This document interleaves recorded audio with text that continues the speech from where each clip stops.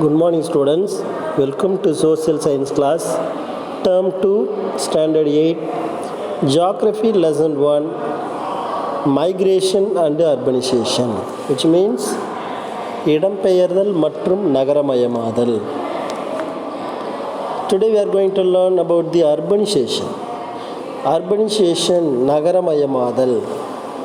Urbanization refers to the process in which there is an increase in the proportion of population living in towns and cities. நகரங்கள் மற்றும் மாநகரங்களில் வாழும் மக்கள் தொகையின் விகிதாச்சாரம் அதிகரிப்பதை நகரமயமாதல் என்று அழைக்கப்படும். அதாவது நகரங்கள் மற்றும் மாநகரங்களில் வாழும் மக்கள் தொகையின் விகிதாச்சாரம் அதிகரிப்பதை நகரமயமாதல் என்று அழைக்கப்படுகிறது. India, China and Nigeria together are expected to account for 35% of the growth in the world's urban population between 2018 and 2050. அதாவது இந்த இந்தியா, சீனா, நைஜீரியா, இந்தியா, சீனா மற்றும் நைஜீரியா இந்த நாடுகளில் 2018 முதல் 2050 ஆண்டுகளில் கிடையான காலகட்டத்தில் உலக நகர்ப்புற மக்கள் தொகை வளர்ச்சியில் 35% பெற்றிருக்கும் என்று எதிர்பார்க்கப்படுகிறது. India is projected to add 416 million urban dwellers, China 255 million dwellers, and Nigeria 189 million. World Urbanization Prospect 2018 key fact. இந்த காலகட்டத்தில் இந்தியா 416 மில்லியன் நகர்ப்புற மக்கள் தொகையையும், சீனா 255 மில்லியன் மக்கள் தொகையையும், நைஜீரியா 159 மில்லியன் மக்கள் தொகையையும் கொண்ட நகர்ப்புறவாசிகளாக அதிகரிக்கும் என்று கணக்கிடப்பட்டிருக்கிறது. And then causes of urbanization. Urbanization is driven by 3 factors. இந்த நகரமயமாதல்ல இயற்கையான ஊரகத்திலிருந்து அப்படின்னு 3 வகையான காரணிகள் இங்கே காணப்படுகிறது. அதாவது urbanization is driven by 3 factors. ஒன்று natural population growth, rural to urban migration, and reclassification of rural areas into urban areas. First என்ன, natural population growth, அதாவது இயற்கையான மக்கள் தொகை வளர்ச்சி. Second, rural to urban migration, ஊரகத்திலிருந்து நகர்ப்புறங்களுக்கு இடம்பெயர்தல். And reclassification of rural areas into urban areas, ஊரக பகுதிகளை நகர்ப்புறங்களாக மறுசீரமைப்பு செய்தல். Present day urbanization includes changes in demographic, landover, economic process, and characteristics of geographic area. இந்த ப்ரெசன்ட் டேவில் தற்போதைய நகரமயமாக்கல் மக்கள் தொகையில் மாற்றங்கள் எப்படி இருக்கும், நிலப்பரப்பு, பொருளாதார செயல்முறைகள் மற்றும் புவியியல் பகுதிகளில் அங்கே இருக்கக்கூடிய பண்புகள், இது எல்லாமே ஒன்றா சேர்ந்து ஒரு முக்கியமான நகரமயமாதலுக்கு காரணமாக அமைந்திருக்கிறது. And then origin and growth of world urbanisation, உலக நகரமயமாக்கலின் தோற்றம் மற்றும் வளர்ச்சி. Dear students, ancient period என்ன, பண்டைய காலம். The urban centers started developing during the prehistoric period, அதாவது before 10,000 years, வரலாற்றுக்கு முந்தைய காலத்திலேயே நகரமயங்கள் உருவாக தொடங்கி இருந்தது. அதாவது என்ன, கிட்டத்தட்ட ஒரு 10,000 ஆண்டுகளுக்கு முன்பே இங்கே நகரமயமாதல் தொடங்கி இருந்தது. During this period, primitive man started domestication of plants and animals. இந்த காலகட்டத்தில் தொடக்க கால மனிதர்கள் தாவரங்களையும் விலங்குகளையும் வளர்க்க தொடங்கி இருந்தார்கள். And then it was the period of development of permanent settlement. இது நிரந்தரமான குடியிருப்புகள் வளர்ச்சி அடைய இங்கு தொடங்கியிருந்தது.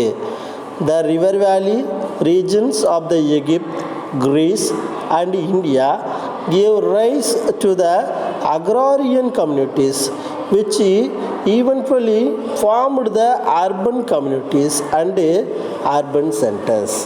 இங்கே எகிப்து, கிரேக்கம் மற்றும் இந்திய ஆற்று பள்ளத்தாக்கு இந்த பகுதிகளில் வேளாண்மை சார்ந்த சமூகங்கள் தோன்றி அது நகரங்கள் சார்ந்த சமூகமாக மற்றும் நகர மையங்களாக உருவாகி இருந்தது. The excess production of food grains was the major reason for the urbanization. அங்கு இருந்த முக்கியமான உணவு தானியங்கள் அதிக அளவில் உற்பத்தியே இந்த நகரமயமாக்கலுக்கு ஒரு முக்கிய காரணமாக இருந்தது. And then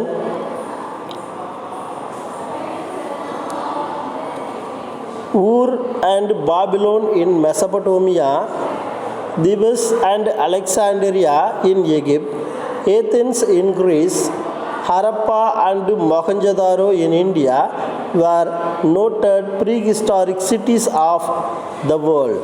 Yes, இங்கே மெசபடோமியாவில் இருக்கக்கூடிய உர் மற்றும் பாபிலோனியா, எகிப்தில் உள்ள தீப்ஸ் மற்றும் அலெக்சாந்திரியா, கிரேக்க நாட்டில் இருக்கக்கூடிய ஏத்தென்ஸ், இந்தியாவில் ஹரப்பா மற்றும் மொஹஞ்சதாரோ, இது எல்லாமே உலகில் மிக பழமையான வரலாற்றுக்கு முந்தைய காலகட்டத்தில் இருந்த ஒரு குறிப்பிடத்தக்க நகரங்களாக இருந்தது. And then in ancient period the increase in the number and size of urban centers occurred during the two great colonizing periods of the Greeks and Romans. இதில் குறிப்பாக நம்ம பார்க்க வேண்டியது என்னன்னு சொன்னால், பண்டைய காலத்தில் நகரங்களின் அல்லது நகர்ப்புற மையங்களின் அளவு அங்கே இருக்கக்கூடிய எண்ணிக்கை இது எல்லாமே வேரியேஷனாக இருந்தது, அதிகமாக இருந்தது. கிரேக்கர்கள் மற்றும் ரோமானியர்கள் தான் இருபெரும் காலனி ஆதிக்க மையங்களில் இங்கே அதிகரிக்க தொடங்கி இருந்தார்கள். And then during the beginning of the 7th century itself, many cities were found near the Aegean Sea. இங்கே பார்த்தீங்கன்னா during the beginning of the 7th century, 7ஆம் நூற்றாண்டின் தொடக்கத்திலேயே ஏஜியன் கடலுக்கு அருகில் பல நகரங்கள் கிரேக்க காலனியாதிக்க காலங்களில் வர்த்தக விரிவாக்க மற்றும் பல மாநகரங்களை தோற்றுவித்திருந்தது. கரெக்டாக சொல்கிறாங்க பாருங்கள். டியூரிங் கிரேக் காலனைசிங், கிரேக்கர்களுடைய காலனி ஆதிக்க காலத்தில் the expansion of a trade promoted the growth of towns and cities. இங்கே வர்த்தக விரிவாக்கத்தின் காரணமாக அதிகமான பல நகரங்களை இங்கு தோற்றுவித்திருந்தது. And then next one medieval period. இப்போது ஏன்ஷியன்ட் பீரியடில் பார்த்தாச்சு. Second medieval period, it refers to the period after the 11th century. அதாவது இந்த இடைக்காலம் என்பது 11ஆம் நூற்றாண்டுக்கு பிந்தைய காலத்தை குறிக்கக்கூடியதாக இருக்கிறது. During this period the European countries increased their overseas trade, which played an important role in the revival of European towns and cities after a period of low development. இந்த காலகட்டத்தில் ஐரோப்பிய நாடுகளின் கடல் கடந்த வணிகம் தான் இங்கு அதிகமாக காணப்பட்டு இருந்தது. இந்த வணிகத்தினுடைய வளர்ச்சி, பொருளாதார பின்னடைவு ஏற்பட்ட காலத்திற்கு பின் ஐரோப்பிய நகரங்கள் மற்றும் மாநகரங்களின் மறுமலர்ச்சிக்கு இங்கு வித்திடப்பட்டிருந்தது. At the end of the 13th century, Paris, London, Geneva, Milan and Venice were the important cities found in Europe. இந்த மறுமலர்ச்சிக்கு பிறகு பார்த்தீங்கன்னா 13ஆம் நூற்றாண்டுகளில் அந்த இறுதியில் பாரிஸ், லண்டன், ஜெனீவா, மிலன் மற்றும் வெனிஸ் இந்த நகரங்கள்லாம் ஒரு முக்கிய நகரங்களாக வளர்ச்சி அடைந்திருந்தது. அண்ட் தென் மாடர்ன் பீரியட், இது பாருங்கள் நவீன காலம் அப்படின்னு சொல்லக்கூடியது. This period starts from 17th century. இந்த காலகட்டம் 17ஆம் நூற்றாண்டில் இருந்து தொடங்குகிறது. and then it marks the third phase of development in urbanization. இது நகரமயமாக்கலின் மூன்றாம் கட்ட வளர்ச்சியை குறிக்கிறது. அதாவது இது ஃபைனல் மூன்றாவது கட்டம். The industrial revolution in the 19th century accelerated the growth of towns and cities. அப்போ இங்கே தொழில் புரட்சி, அதாவது குறிப்பாக சொல்லணும்னா கட்ட வளர்ச்சியை குறிக்கிறது அப்படின்னு சொல்லலாம். அதாவது என்ன, மூன்றாம் கட்ட வளர்ச்சியை குறிக்கிறது. இந்த 19ஆம் நூற்றாண்டில் உருவான தொழில் புரட்சி தான் நகரங்கள் மற்றும் மாநகரங்களின் வளர்ச்சியை இங்கே துரிதப்படுத்தி இருந்தது. The Europeans with urban civilisation gave birth to a large number of new towns in the North America and Soviet Union. ஐரோப்பியர்களின் நகர்ப்புற நாகரிகத்தினால அதிக எண்ணிக்கையிலான புதிய நகரங்கள் வட அமெரிக்கா மற்றும் சோவியத் யூனியனில் உருவாகி இருந்தது. The modern means of transport and communication, the development of new trade routes during the 19th century has strengthened the trade centers and urban areas. And then அதாவது நவீன தொலைத்தொடர்பு போக்குவரத்து மற்றும் 19ஆம் நூற்றாண்டின் தொடக்கத்தில் ஏற்பட்ட புதிய வணிக கடல் வழி தடங்களின் வளர்ச்சி தான் வணிக தலங்களையும் நகர்ப்புற பகுதிகளையும் நன்கு வலுப்படுத்தி இருந்தது. And then next, the latest development in urbanization was noticed in the continent of Africa. சமீபத்திய நகரமயமாக்கலின் வளர்ச்சி ஆப்பிரிக்க கண்டத்தில் நன்கு நமக்கு தெளிவுபடுத்துகிறது. எப்போ sir? Before 1930 Africa had towns only on its coasts, but now it has 50 towns with population exceeding 1 lakh. அதாவது என்ன, இந்த 1930ஆம் ஆண்டிற்கு முன்பு ஆப்பிரிக்காவில் உள்ள நகரங்கள் கடற்கரையையே ஒட்டி இருந்தது. ஆனால் தற்போது 50 நகரங்கள் 1 லட்சத்திற்கு அதிகமான மக்கள் தொகையை கொண்டு காணப்படுகிறது.